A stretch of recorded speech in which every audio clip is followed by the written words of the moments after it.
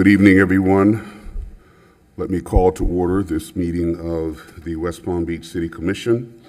It is Monday, July 8th, 2024, and the time is 5:01 p.m. We will start at this meeting, as we do all of our meetings, with a moment of silence, please.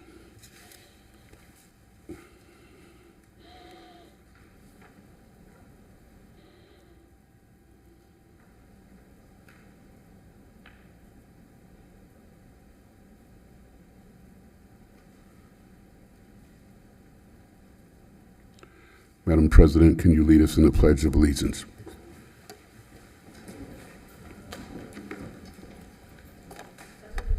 To the flag of the United States of America and to the republic for which it stands, one nation, under God, indivisible, with liberty and justice for all.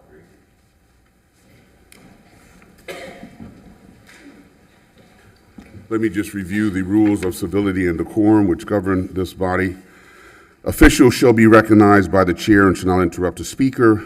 Public comment shall be addressed to the City Commission as a whole and not to any individual on the dais or in the audience. Displays of anger, rudeness, ridicule, impatience, lack of respect, and personal attacks are strictly prohibited. Unauthorized remarks from the audience, stamping of feet, whistles, yells, and similar demonstrations should not be permitted. Please govern yourselves accordingly, as offenders may be removed from the meeting. Also, any person desiring to address the commission shall complete a written comment card, which will include that person's full name, address, and the numbered agenda item, and should be delivered before that agenda item is called on the agenda. If this information is not contained in the comment card, will not be accepted. Thank you. Madam City Administrator, are there any additions, deletions, reorganization of the agenda? No, Mr. Mayor. Very good. First item of business is issuing a proclamation. Parks and Recreation programming enhances our quality of life by contributing to healthy lifestyles, building community, creating economic development, and encouraging environmental stewardship. And recreation creates opportunities for people of all ages and cultures to participate in activities and events that encourage health, education, and social interaction. Recreation programs and events boost the economy, enhance property values, attract new business, increase tourism, and reduce crime. Recreation builds family unity, strengthens neighborhood involvement, enhances education, develops creativity, and promotes and celebrates cultural diversity. Our parks and recreation programs build healthy, active communities that aid in the prevention of chronic disease, provide therapeutic recreation services for those who are mentally and physically disabled, and improve the mental and emotional health of all citizens. Our parks and recreation areas are fundamental to the environmental well-being of our community. Our parks, trails, and natural recreation areas improve water quality, protect groundwater, prevent flooding, improve the quality of the air we breathe, provide vegetative buffers to development, and produce and protect habitat for wildlife. They also ensure the ecological beauty of our community and provide a place for children and adults to connect with nature in the outdoors. So I, Keith A. James, hereby declare July 19th, 2024 as Parks and Recreation Professionals Day. The City of West Palm Beach supports the skilled work of our parks and recreation professionals to strengthen community cohesion and resiliency, connect people with nature and each other, and provide opportunities for healthy living, social equity, and environmental sustainability. The City of West Palm Beach values the essential services that our parks and recreation professionals and volunteers perform to provide recreational development and enrichment for our children, youth, adults, and seniors. The U.S. House of Representatives has designated July as Parks and Recreation Month. So I, Keith A. James, do hereby proclaim July 2024 as Recreation and Parks Month. Here tonight to accept the proclamation is Leah Rockwell, Director of Parks and Recreation, Todd Snyder, Assistant Director of Parks and Recreation, Sherry Wilson, Assistant Director of Parks and Recreation, and Mary Pinnock, Marketing and Community Events Manager for the City of West Palm Beach. Thank you.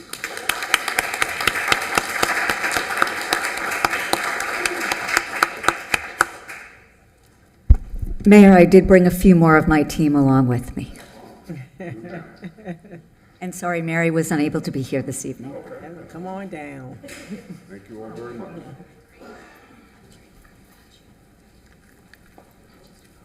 The whole crew, huh? All the management team. Thank you all for your service. Big team. Good? We're good if you're good. Yeah.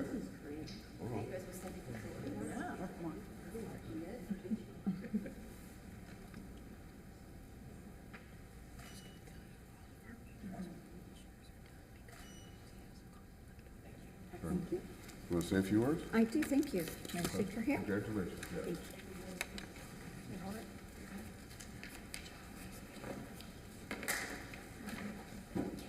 Yeah. Got- Put this back on so I can get back into my office. Good evening, Leah Rockwell, Director of Parks and Recreation. So, since 1985, Park and Recreation Month has been celebrated and recognized, recognizing the power of parks and recreation, building strong, vibrant, and resilient communities, and to acknowledge the hundreds and thousands of full-time, part-time, seasonal parks and recreation professionals and volunteers that maintain our city parks, county parks, state and national parks.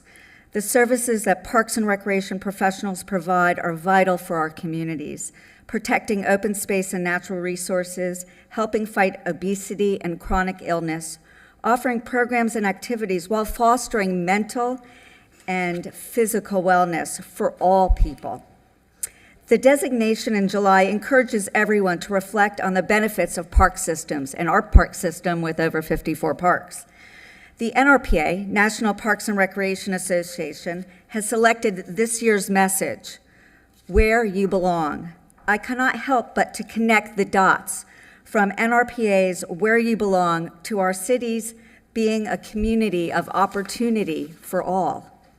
Our parks with playgrounds, tennis facilities, basketball, racquetball, handball courts, sports fields, splash pads, exercise trails, fishing piers, picnic pavilions, and dog parks are where you belong. Many of our neighborhood parks, sitting on a bench under a tree, maybe reading a book, are where you belong. Our community centers offering senior programs, after-school programs and camps, rental spaces for meetings and events, weddings, birthdays, anniversaries, you name it, and a gymnasium to play basketball, volleyball, and indoor pickleball, all are where you belong. Programs like youth soccer, flag football, basketball, baseball, and adult sports, also sailing, skateboarding, dance, swim lessons, open swim, and so much more, are where you belong.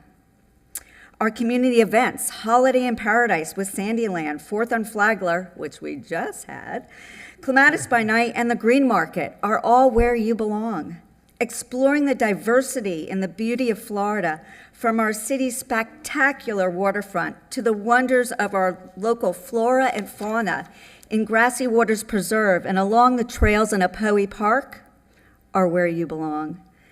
And with July 19th being Park and Recreation Professionals Day, thank you to our Parks and Recreation family of professionals for maintaining our parks and green spaces, providing exceptional programs and activities for our children, teens, adults, and seniors, and for the award-winning events team for producing throughout the year. Thank you. I would be remiss if I did not express my appreciation to the Parks and Recreation Advisory Committee for their insight, oversight, and encouragement. And of course, thank you to all city departments with whom we collaborate daily. City Administrator Johnson, City Commissioners, Mayor James, thank you for your vision and support. Parks and Recreation is where you belong. In the city of West Palm Beach, we are a community of opportunity for all. And remember, it starts in parks. Beautiful.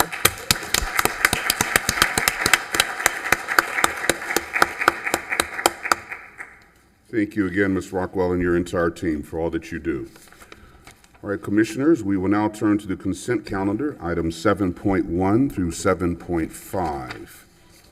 Any comment on consent, questions on consent? 7.1 through 7.5. Hearing none, I'll entertain a motion. Mayor, move approval of the items on consent. Second? It's been moved and seconded. Discussion? Hearing none. All those in favor of the motion say aye. Aye. All those opposed, like sign. Hearing no opposition, motion carries unanimously. Thank you. Item 8.1, Resolution Number 128-24 approves, as Face of the City, a temporary 5-piece video installation titled Intrapedoscopes by South Florida-based artist Sandra Ramos to be installed and exhibited in the Urban Living Room, Mandel Public Library for 3 months, and Resolution Number 129-24F approving $25,000 from the Art and Public Places AIPP reserves for future projects for the installation of a public exhibition of intrapedoscopes. Ms. Cantrell. Cantal.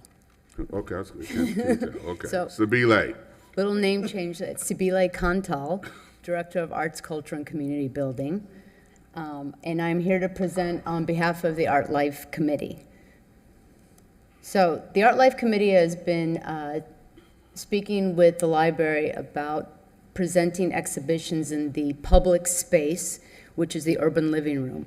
And the idea is to create a space to bring more art to the public and sort of experiment. And so what we bring to you is Sandra Ramos, who is a Cuban artist who's based in South Florida. And she has an interesting exhibition in which she uses the kaleidoscope as the medium. And just a little background, the kaleidoscope actually is a means, is a means to look at things in both distorted but also in imagery that you might find recognizable. So it's an interesting medium to use that was invented in 1819 by a physicist, and it became super popular and everybody loves a kaleidoscope. So she's using that as a means to show you a narrative that's nonlinear, that also represents herself.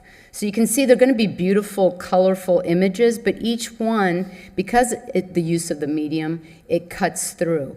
There will be 5 distinct pieces, and each one of them is a light box that keeps showing. And so when you view them, you know, these are stills of the kaleidoscope pieces, but when you view them, they'll be in motion. And so I'm just showing you a few of the 5 pieces. Some will be presented on the wall. Another piece will be presented, a large piece, and you'll see another image of that will be presented right on the floor, and 2 people will be able to view it simultaneously. I'll show you another image. And as you can see, how this is just a representation of another gallery space that showed the pieces, but you can get a visual of how the exhibit would be placed. And so the exhibit dates actually are a little different from what's on the resolution. It's actually August 15th to November 15th. We had to push it back because I'm here today. We need a little more time and space to prepare for the exhibition.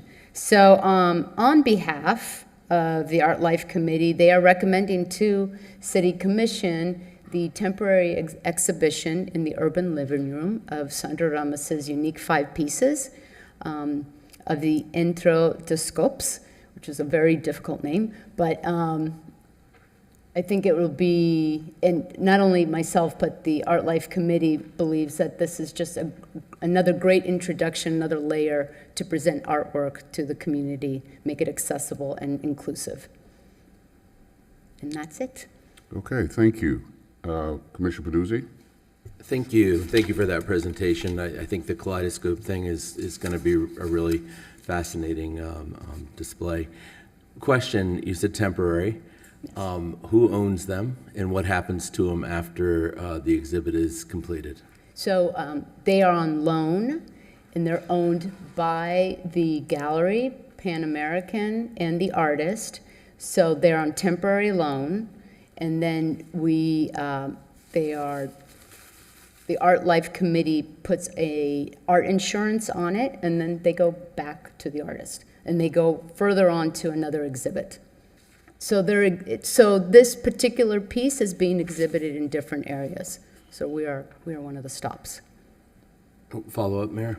Yes. And the $25,000 that we're putting toward it, what specifically is that going towards? So that's for the loan agreement.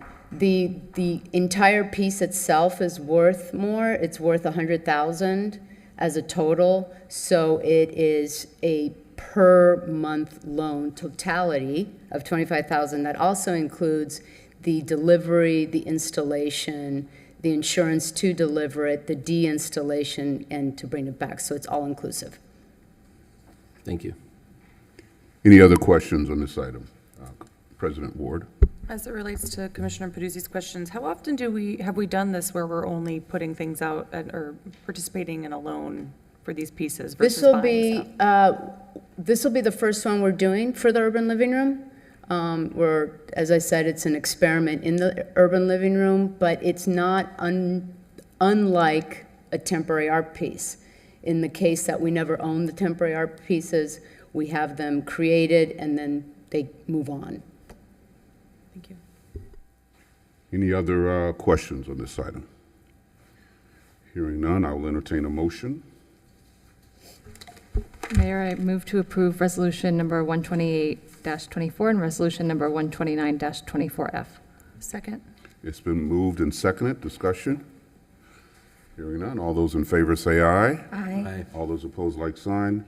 Hearing no opposition, motion carries unanimously. Thank you. Thank you. Item 8.2, resolution number 145-24, approving amendment number 3 to the Tamarind parcel lease with Transit Village PPP Seaboard LLC for the Seaboard train station. Mayor, 1 second. I don't see my presentation. I think it was exited. Yeah, it was.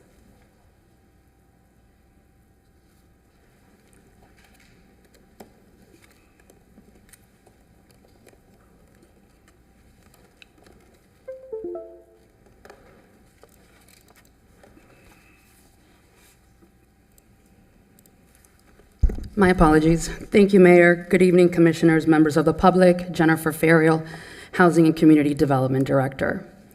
As you know, the City of West Palm Beach, we own property located at 205 South Tamarind Avenue, and the property currently occupies as the city's Seaboard train station, which is used as a train station for both the Tri-Rail, Amtrak, and Greyhound bus, and it does also serve as home to various small, limited takeout food services and other services for travelers and commuters.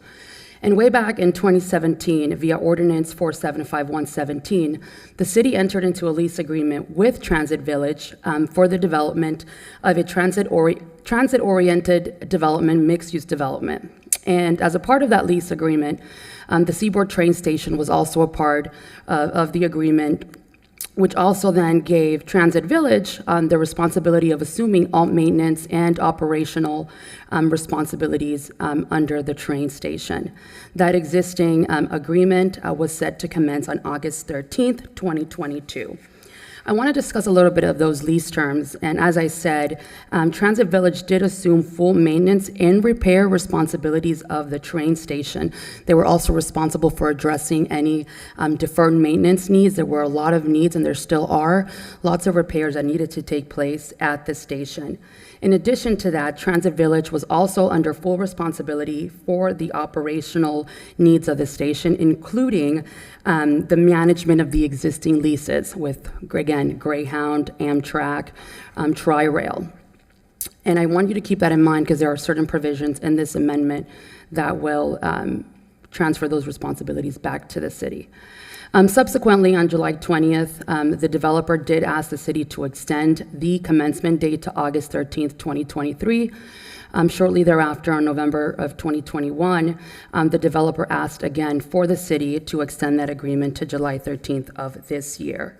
And as many of you know, Transit Village has moved forward with a lawsuit against Palm Beach County. That lawsuit has then resulted in continuous or additional delays and in their ability to move forward with commencing the project. And as such, the developers had asked for the city to consider again another extension. So with that, as we met with the developers, there are certain aspects of the existing agreement that we wanted to amend. So I'll talk a little bit about the commencement date. So we have negotiated the ability to extend the agreement to another year or until July 13th, 2025. The city also has the option to extend the agreement for an additional year. One of the things that was very important for staff was our ability to have full control of the train station. The train station is a historic asset to the city. It is a very important part of our community, so we want to make sure that we have full control of that train station. So as a part of this amendment, the lease premises remove the the Seaboard train station and remove 100 feet south of the existing plaza and the fountain. So we have ample space for potential redevelopment and for additional repairs that are needed. The city will have full responsibility for maintaining and repairing the exterior and the interior of the train station within the allowable areas that we are responsible for. We will work closely with Transit Village to ensure that any potential enhancements have full integration with the proposed project that they are bringing forward. And Transit Village has agreed to contribute $50,000 towards repairs that we intend to do on the site. I will tell you that staff has every intention to move forward with beginning to do some work for some architectural design, getting a full scope of what the repairs that are needed for the project. Again, as I stated, we have a lot of items that have been delayed and deferred, and we need to move forward with making those necessary repairs. We have also applied for an appropriations with Congresswoman Sharifilis McCormick, which has moved forward, and we hope to get some dollars to be able to get these repairs done. And we're also working with the Community Redevelopment Agency, and they too have agreed to potentially provide some funding towards these items. The city will also restore management or restore its responsibility of the leases with the existing tenants. We have to renew those leases with all of the providers that we just talked about, and that would be able to move us forward and to ensure that we have our mass transit leases are active. The developer has also asked for the city as a property owner to move forward or to consider the development of an affordable housing site or development of an affordable housing project on the site, particularly on the South Tamarind parcel of the train station. So we have agreed to that. Obviously, the project would have to adhere to all of the governmental approvals with zoning and development services. So again, this is just conceptual, but we have considered the ability to move forward with affordable housing on site.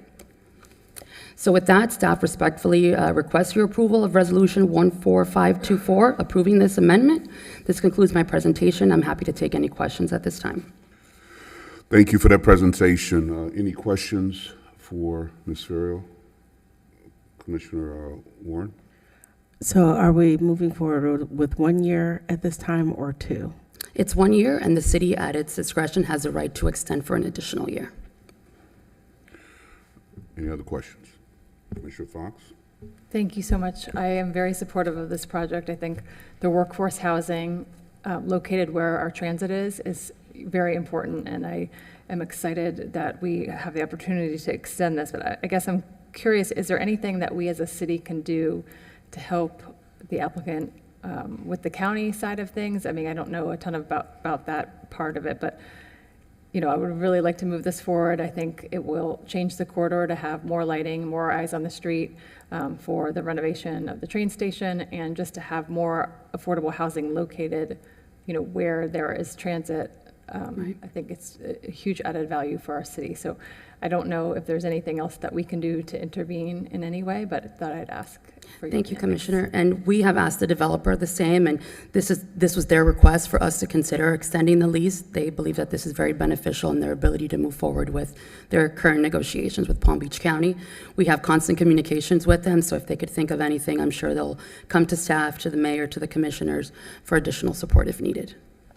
Although as a general rule, we don't intervene in other folks' litigation. Commissioner Lambert? Thank you for bringing this forward. I am also supportive of extending this opportunity to them to see this come to fruition, and I'm excited to see the workforce housing component. You mentioned about that they're contributing towards some, I think it was $50,000 towards repairs.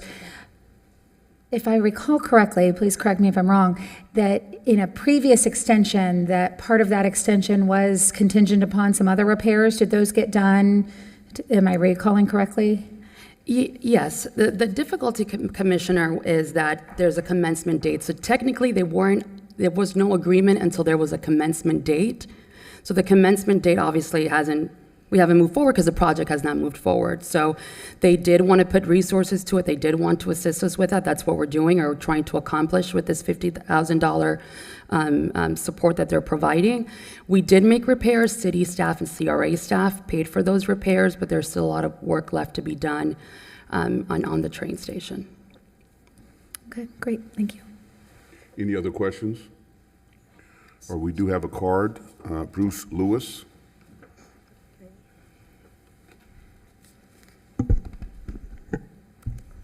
Again, Bruce Lewis, downtown business owner and representative of Transit Village, PPP. We recognize the importance of the train station and as it being a complementary asset to the forthcoming Transit Village, which is a transit-oriented development project.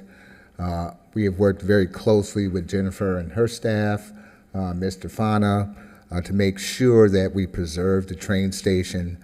And we know the need for additional affordable housing units. I agree with Commissioner Fox. It's critical that we have workforce housing or affordable housing right in the backyard of our transit-oriented development project that really helps to activate the Tamron corridor. Transit Village PP3 appreciates the extension. If granted, we'll work tirelessly to try to get this project out of the ground, commence construction, and move forward with activation of the western edge of our downtown core. Thank you very much. Thank you very much. Any other questions or comments? Hearing none, I'll entertain a motion. Mayor, I move to approve resolution number 145-24. Second. It's been moved in second. Discussion. Hearing none, all those in favor of the motion say aye. Aye. All those opposed, like sign. Hearing no opposition, motion carries unanimously. Thank you. Thank you. Now on to item 9.1, public hearing and first reading of ordinance number 5103-24, amending the Code of Ordinances of the City of West Palm Beach, Florida at Chapter 94, Zoning and Land Development Regulations, providing an application process and incentives for qualifying affordable and workforce housing projects. Good evening, Dodie Glass, Assistant Director of Development Services. I'm happy to be here tonight with this. We've talked for years now about the city's program, and we've been dealing with the state's decisions with policy, and now we're moving forward with actually adopting the code language that we had anticipated doing probably a year ago at this point, I think. Just a reminder, we originally had come forward with a program which we call affectionately Resolution 30622. You saw multiple projects come before you. We anticipate 439 workforce units through that program that we had to discontinue in that we had additional state changes. And so we took a different route, and you may recall we did the EAR amendments. When we came back with the EAR, we amended our land use element and our housing element to allow us to continue with the program consistent with Resolution 30622. And the main difference in that was the state had taken out multifamily as one of the land use areas you could preempt from a comp plan amendment and a rezoning. That was the one key area that it made sense to increase density for workforce housing. So we took a different route, made it through the state process, and now we're coming forward to adopt that program in its refinement, along with addressing the latest version of the state legislation, which is the Live Local Act, and there were some provisions we needed to include that we have done with this, mostly related to process. So what you have before you tonight is really the zoning changes. Just to reiterate, under Live Local, the requirements are that administratively we have a process for projects that meet certain criteria. 40% of that project would have to be workforce. It would be a multifamily mixed-use project, rental project for a period of 30 years. Those units would be in place. A minimum, if it's workforce, if it's a mixed-use project, a minimum of 65% of the square footage would be utilized for residential. No one's been beating down our door for this program, but we do have something in place. We worked with the legal department to get the language squared away based on the finally adopted language that we got from the state. In addition, that program has particular provisions for height and density and FAR, all of which we've included in this ordinance language that you have before you tonight. We're also, as a part of the city's effort for workforce housing, we've created what we had talked about before, tiering of the review process to expedite these projects. And based on what our experience is, it's one of the few times we've actually been able to sort of test ride projects, because 30622 gave us that opportunity to see what folks were excited to do, what we could do, and how we could best expedite them through the process. So we've come up with 2 tiers that would be staff level, 1 tier that would be the special site plan review process that we had that you all are already familiar with projects. We've created standards. We've put those standards in here. The standards go back to both what the comp plan provides for and what the different zoning districts already have in terms of character. And we've created caveats for dealing with waivers and variances. Going back to the land use, one of the things that we do is we have a maximum density that's established through what we did in the EAR amendments for the land use element, specifically for policy 1.1.3. That is also based on, again, the land use categories that already exist and looking at what's appropriate for those districts. We go a step further, and this is a part of what we did under 30622. We looked at what districts in our zoning code, what zoning level of use would permit this program to allow for an increase in density for workforce housing. We've automatically kept single-family districts out. The downtown master plan already has a program and an incentive program for housing, so we let that stand, just like we allow Curry Park to stand with its housing incentive program. And all of the historic districts are also out of these provisions.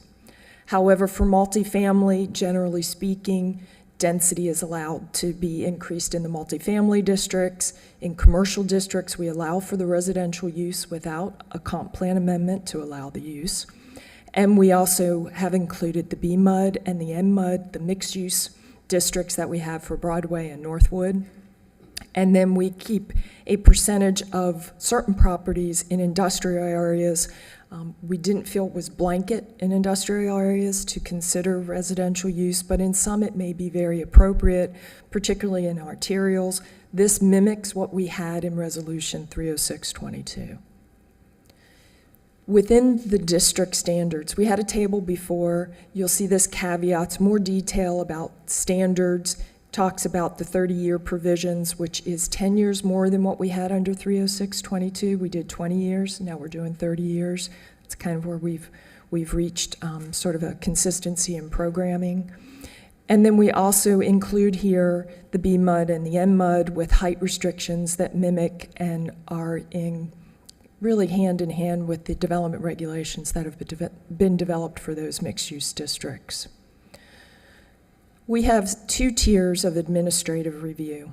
The first one is, one of the things we realized is when we have a project that's 100% affordable or workforce housing, typically they're smaller projects and we need to facilitate them through the process. So we have created a mechanism that allows that to happen when they come in and they're 100% for us to review them at the staff level and move them through the process. The second tier is when we have someone that is not looking to increase density more than 40 DUs in an acre and not looking to do more than the existing doubling of the density of the district they have today, what we would call base density. So they're not looking for a huge increase. And they're able to put these units on the site without asking for large if you will, relief from standard development regulations. So it's a minimal waiver request, 25% for relief from a land development standard, except for parking and landscape, because we already know from experience those are things that always get triggered. In those cases, a minimum of 25% of the overall project or 50% of the bonus units would have to qualify as workforce in the second tier. The second tier also would be set up that when they come in for review, all of these projects go through standard PPRC, the Plats and Plan Review Committee, that's the staff level review. And if we decide that there's anything that is more intense or greater request, we always have the option to take them to what we would consider Tier 3, which is really the special site plan review that you all are already familiar with. One of the slight differences from what we had before is we have sort of shaken out the percentage of income that will be served. We've dipped into the 80%. Last time everything was 100% at area median income. Now what we've done is we've done 80%, where we have 25% of the units will qualify, and we balance that with allowing up to the 30% in the 120 category. The bulk is still in the 100% AMI. And I want to take a minute to let you know one of the things that we've talked about and we've had some time to talk about is, I don't know if you all appreciate how much you're doing, because this is not common for local governments to be so supportive of making this happen. I think that's why we've gotten such a good response from the development community. And we've seen projects that haven't asked for other incentives that have been willing to utilize what we did before with 306 to create units. That's a big deal. The other thing is it's a lot to manage and it's a lot to control. So in working with HCD, Jennifer and I have really spent a lot of time with Armando and Kimberly and Rick and Angela to talk about how we do this in a way that is efficient and effective. We're trying to standardize some things in the way we look at them. So, creating the general 30 years, creating these thresholds of trying to hit the 80%. Never stops anybody from going lower, but it sort of sets a standard for these programs. And then the thought is, if they want to do more, they want to go deeper, or they want to get assistance from the CRA or from some other housing fund, then maybe they get to dip lower, and maybe we can get some even lower AMIs hit or a larger percentage of units. But we're trying to create an overall housing program that can be administered in a way that doesn't, quite frankly, drive us all crazy trying to figure out how it is, and every time you see it, it looks different. And we can standardize the way we're trying to approach this so that the development community also knows what to expect when they come into West Palm. The locations, one of the things we did do in this, we were able to go back existing plan developments, and also for the community service and community service plan developments, we've made provisions for those to come in and request. We've seen churches that have come forward with additional land that want to do something with housing. So we wanted to create mechanisms. Again, the beauty is we almost had pilots of projects coming in to help us refine our approach. And once we had the state's okay to do this through the comp plan, we could really expand the program to address some of these conditions. I wanted to take a moment to talk about the thresholds because, you all know, you're pretty educated about the process, but a lot of times when you're dealing with the community, they don't realize when we talk about these income levels we're trying to hit, that's most of the working folks that are in the area. And, you look at the numbers, if you're looking at a single person at 80% of the income and they're making 60 grand a year, we think that's a pretty good salary. The fact that we have to try to find housing that can work in those categories says something. We are not alone. We know this is an epidemic across the country, everywhere where, let's just say we became more attractive in COVID. We've had this before. We've had 1,000 people moving in a day in Florida before. We're having it again, and it's a lot of pressure on a housing market. So perhaps if we had done this in the 90s when we had these conversations, we'd have a better opportunity with housing stock. But these numbers are nothing to scoff at, which is why if we can give the density and we can get developers to do this, it's a beautiful thing. Generally, the standards for the workforce units, these are things you've seen before. We want the units dispersed. We are also looking at how we monitor this over time. If somebody gets, let's just say they get married, but they're staying in the same unit, we don't necessarily want to bump them out, so another unit somewhere else in the building may be the next unit to come online that can be the workforce unit. We're trying to work through all of these things, and I would say that Jennifer and Kimberly, her staff, have really had the opportunity to have to work with developers to figure out how to make this work, and we tried to think about this. I'm not going to say we've thought about it all, but at least we think we've hit some of the high points.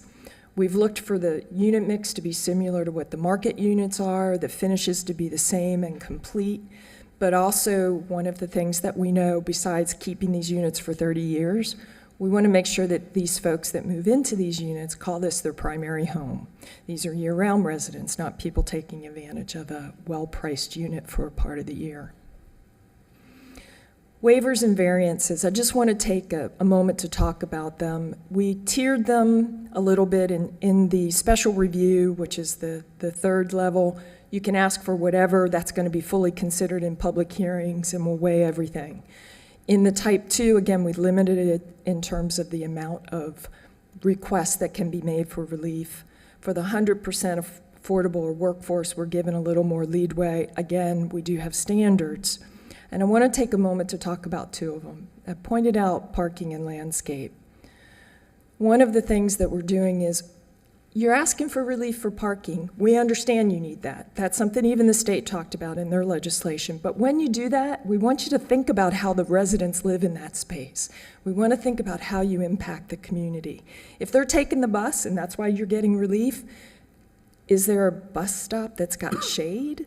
Is there a mechanism to facilitate some sort of alternative transportation, whether that is passes or a shared bike or a shared car? We're not telling you what you have to do, but we're telling you you need to think about it to get relief. Do a complete story, think about it. We want these projects to be well thought out in terms of how the resident experiences them. So if you're in a quarter mile or you're near a transportation hub, we make suggestions of things, again, in keeping with even what the state recognized needed to be done, but just think about it and tell us how you're going to do that when you ask for relief in parking. And we kind of did the same thing with landscaping. Okay, you can't fit a tree every 20 feet. I get that. But don't just give me lollipops or little shrubs. Give me a tree that creates shade, that maybe does something to hold water, that makes a statement for the project itself, for the development, for the community. Give us something of value. It's not so hard. Many landscape architects spend their entire careers looking for opportunities to make a statement with their landscape. So tell us what you want to do, whether that's larger specimen, whether that's doing something that has a low impact development value, whether that's doing something that makes it a signature on the site, or maybe that's the shade for your bus stop, but just give it some consideration. So we're saying, you can ask for it, tell us what you need that makes it work, but please tell us what you're doing as a consideration for the loss of that on your site so that you still have a value in your property. We've had this discussion, we've gone, honestly, you all have seen this discussion in many forms. We've worked with the development community, we've worked with many folks that have come in with projects, and like I said, we've kind of gotten to pilot them. We've had your work session, and then we were at Planning Board where we had unanimous approval on May 21st. It complies with not only the state statute requirements and our own comprehensive plan, it complies with the standards of 9432 of the land development regulations. Again, our EAR changes affect both the future land use policy 1.1.3 that we are consistent with and goal 6 that we created specific for facilitating housing, along with housing policies that already exist. And then just to reiterate for the record, we are compliant with the requirements under 9432. And with that, I'm happy to answer any questions. Thank you for that presentation, very comprehensive. And let me just applaud you, Development Services team, HCD, whoever else was involved with thinking creatively, outside the box and intentionally to address the affordable housing issue. It is no accident that our city is probably the leading provider of workforce affordable housing in the county, including the county, and that's through the efforts, the creativity, the ingenuity, the out-of-box thinking of staff. And I had announced a goal of 600 units back in 2020. And my first State of the City address was actually 300, went up to 500. Anyway, all of which we blew through. Could not have been done, obviously, without a lot of the creative thinking. And when I received the award I got from whatever award that was for our efforts in affordable housing, and it wasn't just for me, it was really a team effort, I announced, much to Ms. Johnson's chagrin, an additional 800 units before I leave office. And we will achieve that. And so, but that could not be done without staff really working hard on this issue.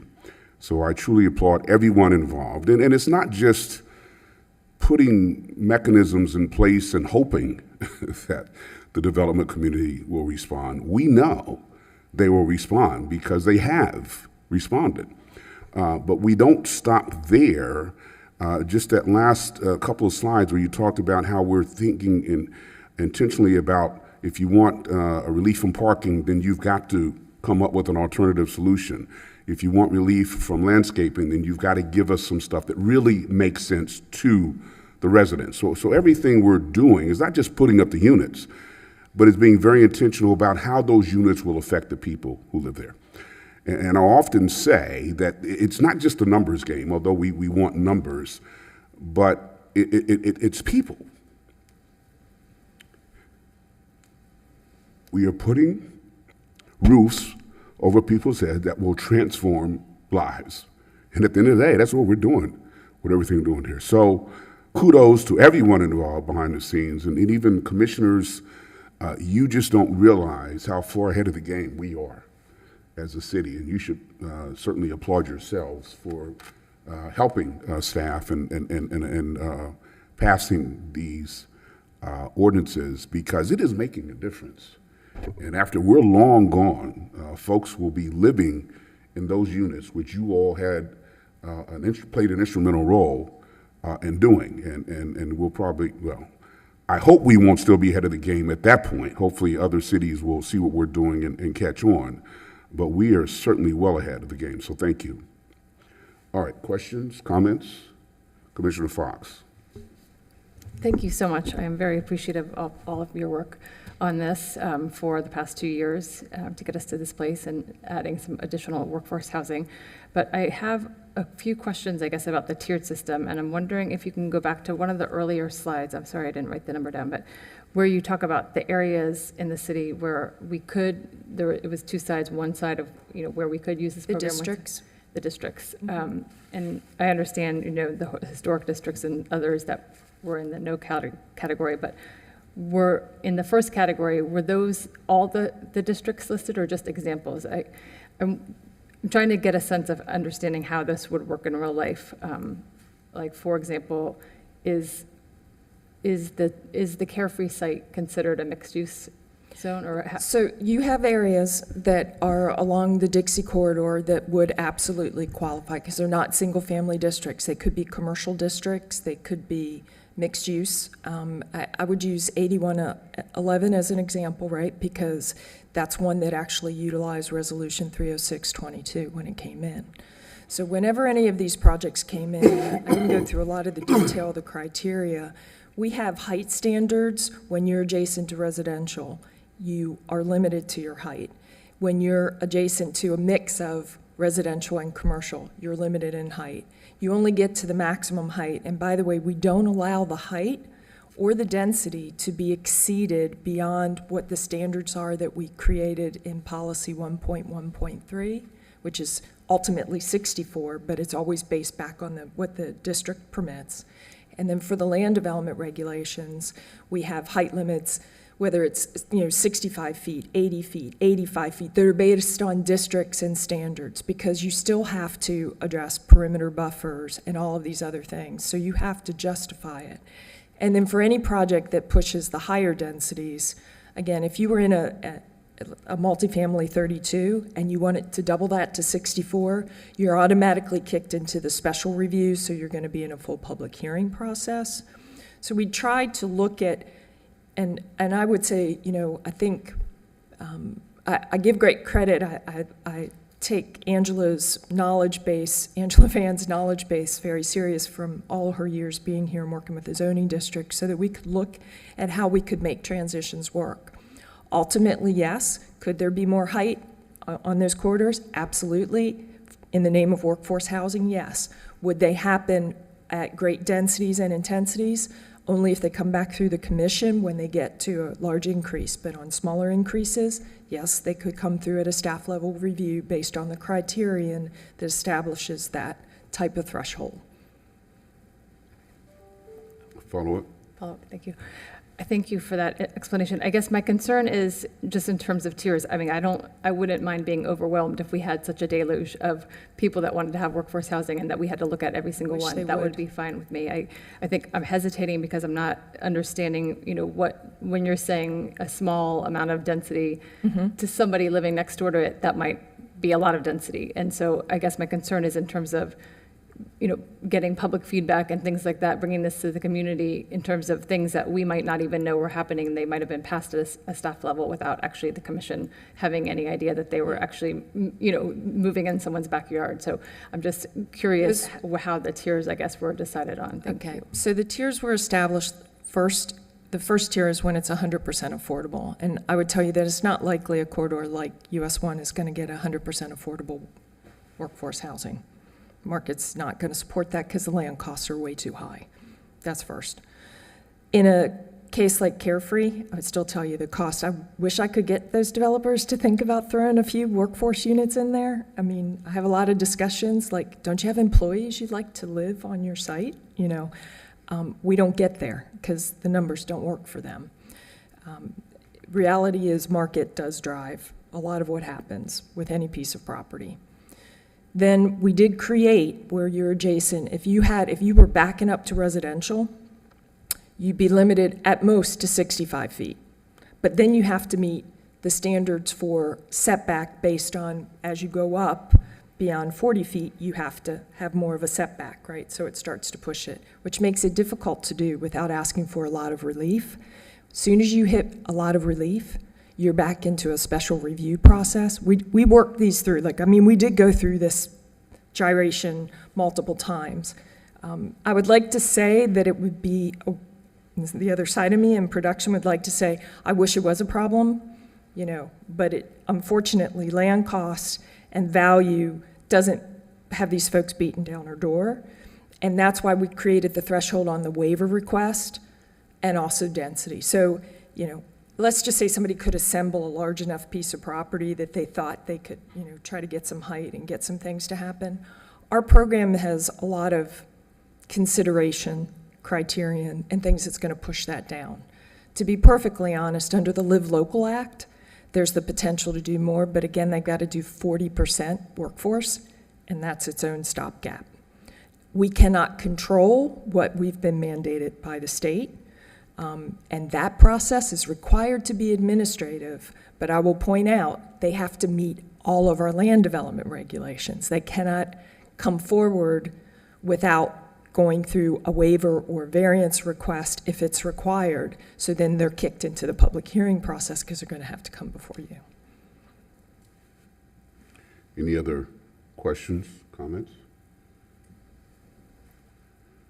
Commissioner Lambert? Thank you so much for all the thought that you all have put into this. I appreciate that. Related to the tiers of AMI, I know we talked about this in our one-on-one meeting. Can you just talk a little bit about, I certainly appreciate and I'm grateful to see 80% on the table, but can you just talk a little bit about the negotiation process of coming up with 30% for the I think it was 120 AMI. So the thought was it counteracts the other end, and it also creates a threshold on the upper end where we don't kick people out of units, that they get thrown into the marketplace. You know, ironically, if you're a single person, two of you make 120 grand a year, all of a sudden, you know, you're both at that 80% threshold. Now, all of a sudden, together, you're making a different household income. It's going to kick you into another threshold. So we're also conscious of that. So there's many, I mean, honestly, the brain damage, we've all like, well, what about this and what about that and what about, we may not have gotten every I dotted and every T crossed, but we feel pretty good about what we've done. And so we think we've got enough test victims that have come through and enough brain damage that we think we've covered it. So that's kind of why we're given some room but we also thought, because when we talked about hitting these lower thresholds, there was a lot of balking, right? But at least, you know, we're given some balance, right? So that's what we're trying to do. I appreciate that. Thank you. Just a suggestion, you might want to work on the verbiage a little bit, brain damage and victims. That's kind of scary. That's more about staff, Mayor. Unfortunately, we've spent an exorbitant amount of time thinking through a lot of this. Yes, but We're still smiling, and we're still grateful for the opportunity to bring it forward. Grateful that you all are taking advantage of the opportunity. Any other questions, comments? Do we have any cards on this item? If not, I'll entertain a motion. Mayor, I move approval of ordinance number 510324 on first reading and schedule second reading on July 22nd, 2024, based on the findings that the amendment complies with the provision of Chapter 163 and Section 166-04151 Florida statutes and the city's comprehensive plan and the required amendment standards in Section 94-32 of the City of West Palm Beach zoning and land development regulations. It's been moved. Is there a second? Second. Been moved and seconded. Discussion. Hearing none. Madam Clerk, can you read the ordinance, please? Ordinance number 5103-24, an ordinance of the City Commission of the City of West Palm Beach, Florida, amending the Code of Ordinances of the City of West Palm Beach, Florida at Chapter 94, Zoning and Land Development Regulations, Article 2, Organization, Administration, and Enforcement to create Section 94-56, Affordable and Workforce Housing Application Process. Article 17, Affordable and Workforce Housing to create regulations related thereto to be consistent with general law. Declaring these amendments to be consistent with the comprehensive plan of the city, providing a complex clause, a codification clause, and a severability clause, providing an effective date and for other purposes. It's been moved. Any discussion? All those in favor of the motion say aye. Aye. All those opposed, like sign. Here in opposition, motion carries unanimously. Thank you.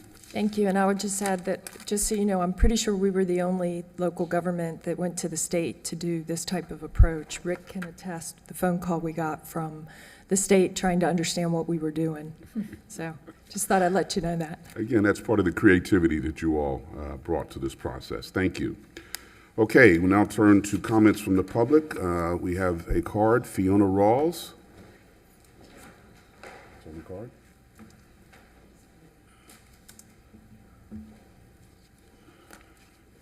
Thank you, Mayor James. Fiona Rawls, 395 27th Street.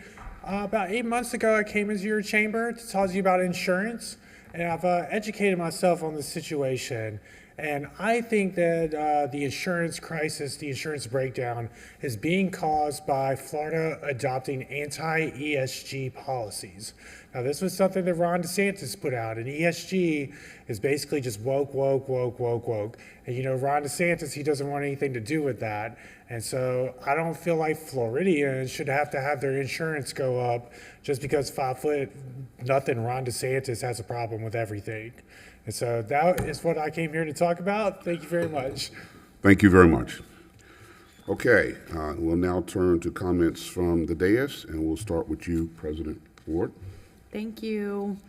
First, I just wanted to say a few of our holiday events. I attended Blues, Brews, and Barbecue and participated in the cook-off competition and had some lovely meals and just a great time overall. There were so many people there, and considering we're going to be coming up on the 10th next year, I know we're going to even do it bigger and better. And I know that the MC was reaching out to different people. I think, Mayor, you were there at the time, and the amount of people from different areas that came for that event, not a waterfront event, just an event in community. It was really cool to see. We had people from all over the county there, and it was packed. So, and everyone was having a great time.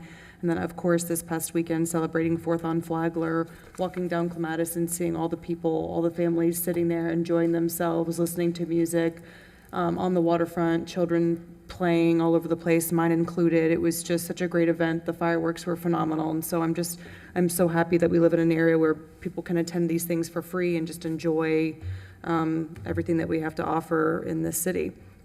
And on just a community note, this Wednesday, we have our Meet the Chief meeting for the North End. That's July 10th at 6:30 at Gaines Park Community Center.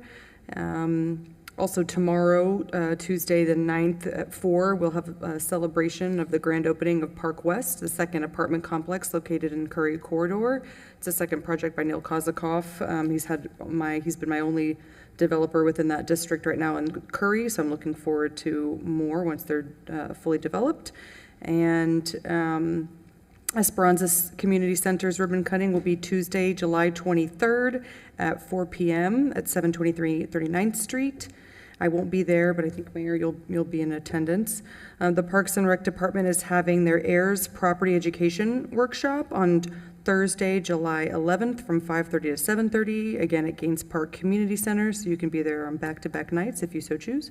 And then the next session of the Home Improvement Program will be this Saturday, July 12th at 10 a.m. at the Pleasant City Community Center. That's it. Thank you. Thank you very much. Commissioner Warren? No comments, Mayor. Thank you. Commissioner Baduzzi? No comments, Mayor. Thank you. Commissioner Fox? Thank you, Mayor. I'm sorry to have missed all the events last week. I was in Vermont. It was 70 degrees, and I'm sorry that I couldn't bring some of that weather back to everyone. But it was nice to be away, and it's always nice to come back. I just have one announcement. The West Palm Beach Fire Department is hiring certified firefighter, EMTs, and paramedics. Applications are now open until August 2nd. There will also be 4 workshops where applicants can receive tips to enhance their chances at success. So if you know anyone that would like to join this amazing team, please visit our website for more information at wpb.org/fire. That's all I have. Thanks. Thank you. Commissioner Lambert? Thank you. Next Wednesday, July 17th, the West Palm Beach Police Department will be hosting its third quarter meeting with our Chief Frank Adderley, code enforcement, and other police leadership. And just want to encourage any business owners or residents in District 5 to attend at 6 p.m. at the Cox Science Center in the STEM building. Additionally, just making sure that folks who are driving in the south end of our city know that starting tomorrow through Saturday, that the railroad crossing at Forest Hill Boulevard and I-95 will be closed for upgrades to the railroad crossing in that area. And then the repaving of South Flagler from Suma to Gregory was a little bit delayed because of weather, but it was set to start today. I haven't been over there today, but hopefully that got started. And then I've heard from a lot of residents regarding the safety and walkway along Parker Avenue and Caroline Street, and I'm excited that the new pedestrian flashing lights are set to be installed there at Parker and Caroline within the next week. Thank you. Thank you. Just a couple things. First of all, thank everybody involved. I should have said this before the Parks and Rec folks left, but for another successful 4th on Flagler. So 36 year, we've been doing that, and I understand there were over 60,000 people in attendance at our downtown waterfront. Plenty of music, entertainment, and spectacular fireworks display. And thank you, Commissioner, for mentioning Brews and Barbecue over at Heart and Soul Park. Also, a wonderful, well-attended event. It is not lost on me as the mayor of this great city that our city can host these wonderful events, bringing hundreds of people together, and we've been very fortunate. We've not had any mass violence, any incident of shooting or whatever, and a lot of that is due to our police and fire. There's a lot of planning that goes on behind the scenes that we don't know about, but it is not an accident that we are as safe as we are. And I think that's another wonderful attribute of our city and the professionals that keep us safe. So while it is nice to brag about and to celebrate the thousands of people who come to our waterfront, the hundreds of people that were at Heart and Soul Park, I do that with the understanding, with the appreciation and thanks to all of our first responders, all of the planning that goes into keeping us safe at those events. Finally, Soul in the City is back for a limited time and officially kicks off on Wednesday from 7 to 9 as we welcome Sax in the City to the stage, a Louisiana contemporary jazz and soul group that will be inside the lake front pavilion right in downtown. Visit WPB.org for more information and for ticket information. Unfortunately, I will be out of town and won't be able to attend, but I trust it will be sold out. That's all I have. Thank you. God bless each and every one of you. God bless the great city of West Palm Beach. Good night, everyone. This meeting is adjourned.